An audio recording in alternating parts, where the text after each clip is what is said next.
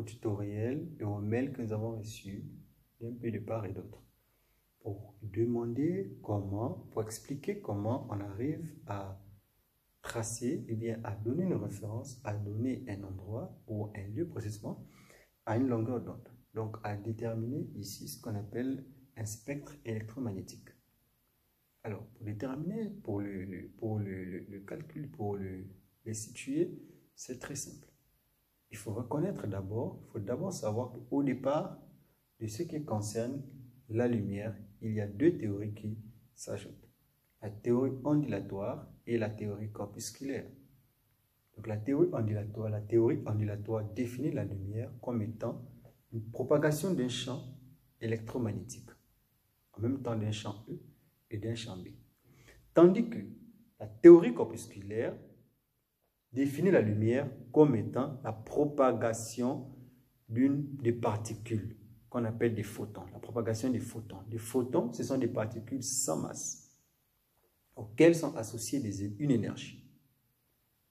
Alors, comment ça se passe? On se rend compte que l'énergie associée à ces particules-là est égale au produit de la constante de Planck par la fréquence.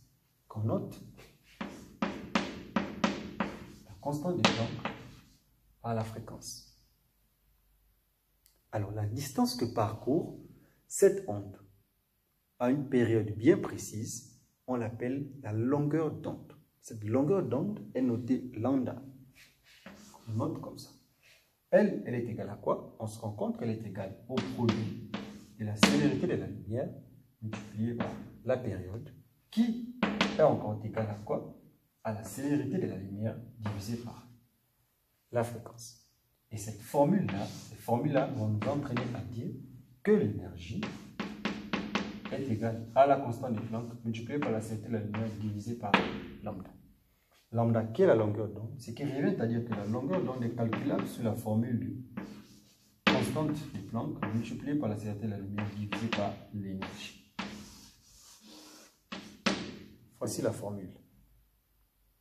Alors, la longueur d'onde, cette onde-là, elle est caractérisée par deux choses, par sa longueur et par sa période. Alors, lorsqu'on dit par sa longueur, elle est caractérisée par sa longueur, en général, c'est parce que elle est égale à l'inverse du nombre d'ondes. À l'inverse du nombre d'ondes. Donc là, ayant le nombre d'ondes, on peut calculer la longueur d'onde. C'est-à-dire la distance qu'a parcouru la lumière dans une période, ce qu'on appelle la longueur d'onde.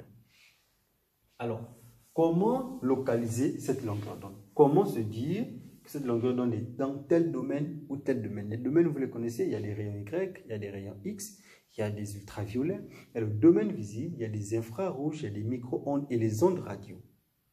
Donc, on va nous-mêmes, avec vous les amis, essayer de tracer ce diagramme électromagnétique et vous, à la maison, vous calculez, lorsque vous ferez vos calculs, vous saurez comment retrouver désormais, n'est-ce pas, ou localiser dans quel domaine se retrouve votre longueur d'onde. Bien évidemment. Alors, comment on fait? On trace ici. Voilà. En première position ici, je vais mettre R pour le rayon Y. 2 ici, les rayons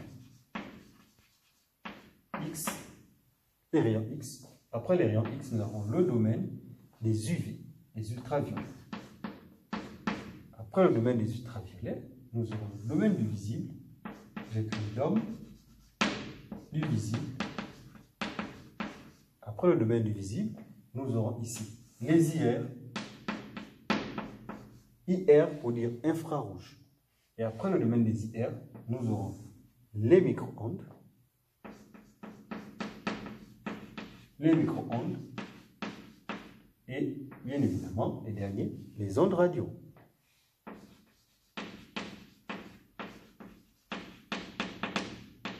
Les ondes radio.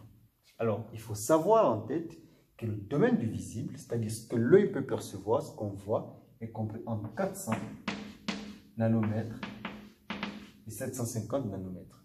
Tandis que pour le domaine, à ce domaine rayon Y, on a 10 puissance moins 10. Et là, on a 10 puissance moins 8. là, on a 10 puissance moins 4, et là, on a 10 puissance moins 2. Donc, lorsque vous faites le calcul de votre rayon, de votre longueur d'onde, et que vous tombez entre 10 puissance, bien évidemment, unité nanomètres, vous tombez entre 10 puissance moins 8 et 400 nanomètres, vous êtes dans le domaine des ultraviolets. Ou si vous tombez entre 10 puissance moins 10 et 10 puissance moins 2, vous êtes dans le domaine des rayons X, c'est-à-dire que votre longueur d'onde est assimilable à un rayonnement X ou un rayonnement Y pour ici. Si vous tombez dans le domaine des 400 à 750, vous pouvez percevoir votre longueur d'onde visible, vous pouvez l'apercevoir.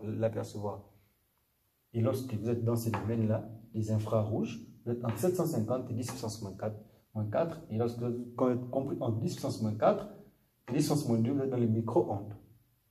Ou 10 puissance moins 2, etc. Vous êtes dans les ondes radio.